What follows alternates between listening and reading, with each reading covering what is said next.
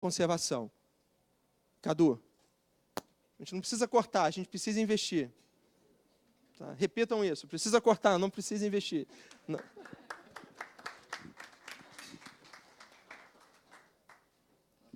Obrigado.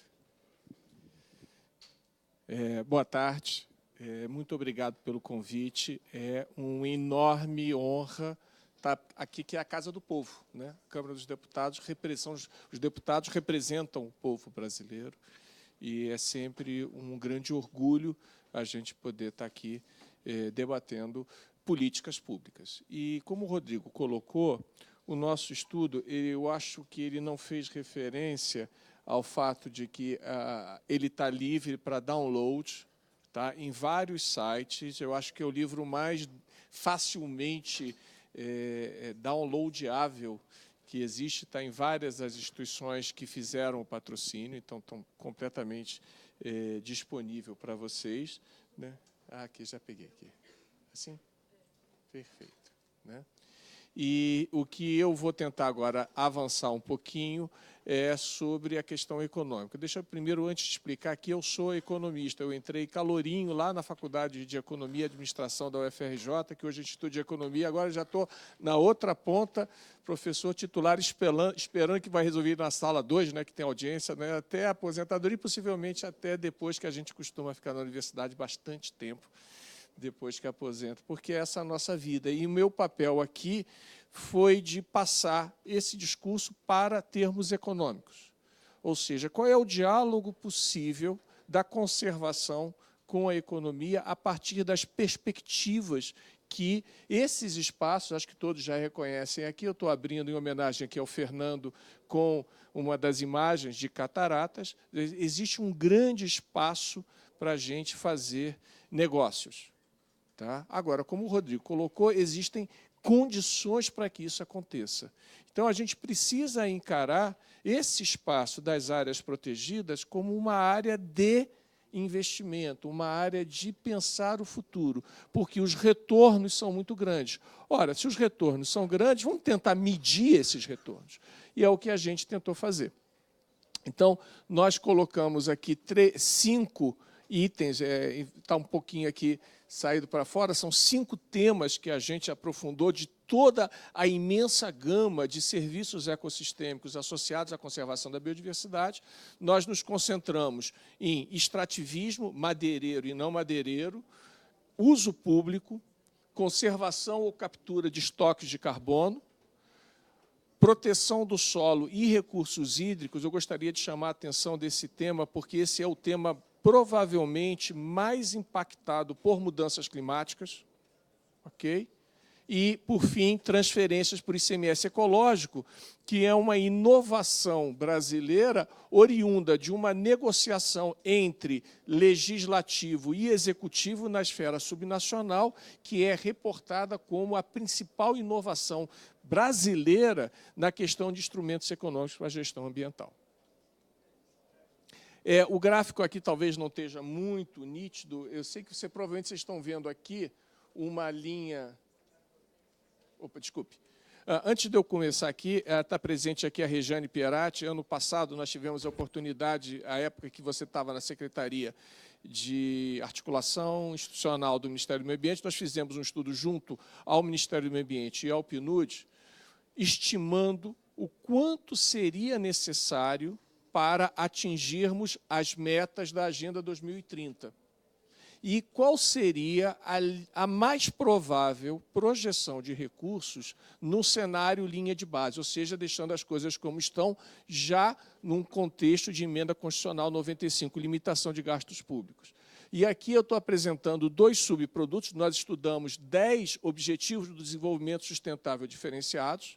Nós aqui estamos pegando 2 temas desses 10, o tema relacionado às unidades, às áreas protegidas marinhas, que estão no âmbito do ODS 14, e das unidades de conservação terrestres, no âmbito do ODS 15. Eu não sei se vocês estão conseguindo ver, essa linha em azul é o quanto está se gastando na trajetória. Então, aqui a nossa projeção, o que seria necessário gastar até 2030 para atingirmos o que o Brasil se comprometeu junto aos Objetivos de Desenvolvimento Sustentável Global, né? As Nações Unidas. E em cinza é a projeção de quanto seria alocado, incluindo tanto recursos públicos quanto privados. E aqui é a mesma figura para as unidades de conservação terrestres. O volume é maior, né? Nós gastamos mais em unidades de conservação terrestre, mas o gap é muito grande. Vocês não vão conseguir ver isso aqui. Nós estamos falando aqui de uma ordem, uma necessidade de 3 bilhões, chegando a 3 bilhões em 2030 anuais, e chegaríamos, na melhor das hipóteses, a 1 bilhão apenas de recursos alocados. Ou seja, essa brecha, essa lacuna de recursos chegará, em 2030, a 2 bilhões de reais apenas para as unidades de conservação terrestre. Isso revela o quê? Revela que, apesar de termos a maior biodiversidade do planeta, apesar de termos a maior área de floresta tropical do planeta, a segunda maior área de floresta nativa do mundo. A gente só perde para a Rússia, mas a Rússia tem, sei lá, 3 vezes o território nacional, né? Estamos cuidando mal desse ativo, desse recurso. E a primeira evidência que eu vou apresentar aqui para vocês é esse gráfico em azul. Vocês estão vendo uma linha azul? Essa linha azul representa o desmatamento. Uma linha amarela relativamente paralela, também declinante, significa o extrativismo madeireiro no Brasil. A extração de madeira nativa do Brasil está morrendo. Está morrendo porque é difícil comercializar madeira. Madeira não tem valor? Muito pelo contrário. O preço da madeira tropical cresce. Contudo, é uma consequência do processo da expansão predatória, da expansão não sustentável em cima das áreas de floresta, perdermos esse enorme potencial econômico que são as florestas brasileiras, lembrando sempre que nosso país foi nominado a uma árvore de extrativismo, pau-brasil, né? E nós estamos repetindo na esfera amazônica, que é onde resta madeira de lei suficiente para ter atividade comercial, a mesma tragédia que aconteceu com o pau-brasil do litoral e depois com o resto das madeiras da Mata Atlântica e outros biomas, que é a sua extinção. Ao fazer isso, a gente está perdendo uma enorme oportunidade econômica. Olha o contraste. Isso aí é um gráfico que está vindo de 2010 a 2018, que são o quanto que o governo federal está recebendo por outorgas de concessão florestal. Ainda é muito pequeno, mas nós já estamos atingindo aí 2018, e a projeção que a gente está fazendo para 2019 é de que a gente deva ter alguma coisa em concessões estaduais e florestais, já 33 milhões sendo arrecadado agora. Ou seja, se a gente compara esses números com os números que o Rodrigo apresentou de orçamento, você vai perceber que um conjunto muito limitado de unidades de conservação já está alocando um volume que é praticamente compatível com o que está acontecendo em relação a toda a necessidade de gasto das unidades de conservação.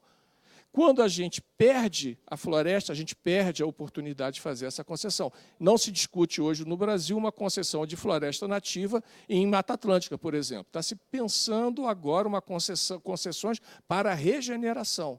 E isso é jogar dinheiro fora. Nós estamos não matando a galinha dos ovos de ouro, nós estamos desmatando as florestas das árvores de ouro. Por quê? Porque esse tipo de madeira nobre ela tenderá a ser mais rara, mais escassa. O que a gente aprende na faculdade de economia? Diminui a oferta, aumenta a demanda, sobe o preço. E nós estamos destruindo esse ativo sem mesmo antes fazer uma valoração de quanto isso pode representar. Então, fazendo alguns cenários, nós fizemos 2 cenários. Eu acho até hoje, Rodrigo, fazendo uma meia-culpa, que o nosso cenário otimista está muito conservador.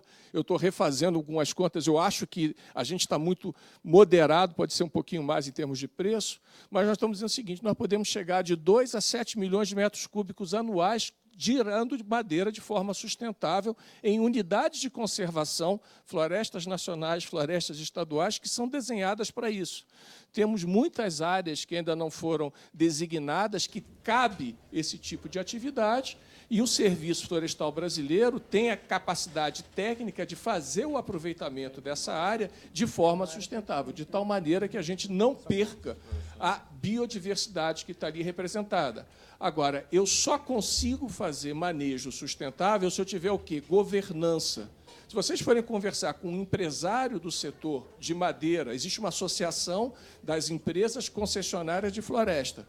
Qual é a grande preocupação dele? A mesma preocupação do gestor ambiental. Falta de governança, roubo, violência e etc. E, com isso, perde a oportunidade de ter investimento num produto que é extremamente valorizado. Por quê? Se eu tenho uma fonte sustentável de madeira, eu posso... Cadê? Estou me desconcentrando aqui.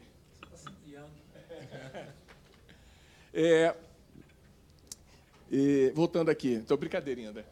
Voltando aqui à história, a gente perde a oportunidade de colocar madeira certificada. Por que madeira certificada? Porque eu tenho a possibilidade de garantir a origem dela, que é o grande problema de um madeireiro. O madeireiro, por exemplo, ele precisa investir em tecnologia. Para ele botar uma madeira bem processada, ele precisa gastar em capital. Ele só vai investir pesado se ele tiver garantia de que ele vai ter madeira no longo prazo. Agora, ele só vai ter madeira do longo prazo se aquela atividade madeireira não for associada ao desmatamento, à madeira predatória. Então, é o contrário do que usualmente é pensado. O setor madeireiro depende da floresta, ele quer a floresta em pé. Agora, o setor madeireiro legalizado, que tem direitos trabalhistas respeitados, que paga tributos não só ao governo federal, mas ao governo estadual, ao governo municipal, que pode estar consorciado com atividades comunitárias de extrativismo não madeireiro, que pode estar associada à produção local de alimentos para atender aquela produção. Então, há toda uma cadeia produtiva sustentável possível que está desaparecendo sempre que o desmatamento avança. Ou seja, sempre que vocês verem aumentou o desmatamento, significa o seguinte: estamos perdendo capacidade produtiva, estamos perdendo dinheiro, estamos perdendo imposto, estamos perdendo emprego. Um dado importante, não sei se vocês vão conseguir ver, aqui na última linha, a arrecadação pode chegar, a atividade econômica, a gente está chegando a um valor de 700 milhões de reais ano de produção em cima disso, sem contar os efeitos multiplicadores que isso pode gerar. Tá? Em termos de outorga, hoje a arrecadação, como eu falei para vocês, está em torno de 33 milhões, deve estar mais ou menos, a minha projeção para 2019 é 23 milhões para o federal, e uns 10 milhões para as florestas estaduais. O Pará e o Amapá já estão fazendo concessões florestais.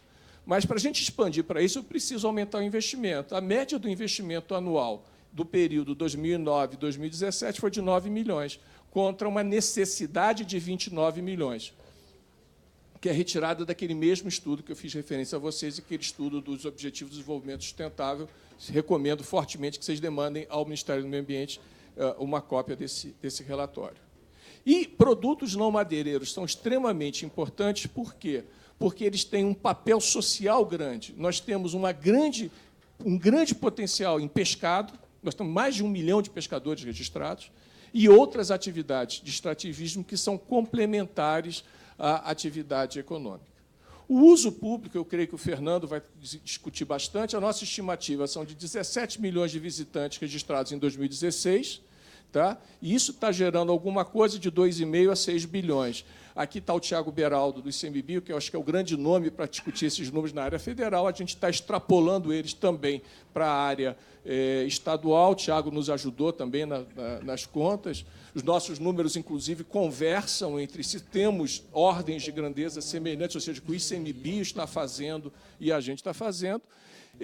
Significa o seguinte: se a gente aumentar em 20% a visitação de unidade de conservação, nós estamos gerando um aumento de R$500 bilhão de atividade econômica, de R$500 bilhão a 1 bilhão e 200 milhões de atividade econômica, tá? Com um aumento de emprego de 15 a 42 mil empregos.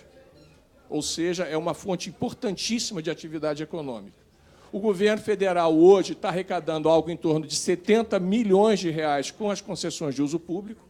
somem 70 com aqueles 30, já temos 100 milhões, que já está entrando no cofre só em pagamento de concessão, e depois comparem com os dados orçamentários, o quanto que está sendo colocado no investimento para essas áreas, e com um potencial de arrecadação, são números novos.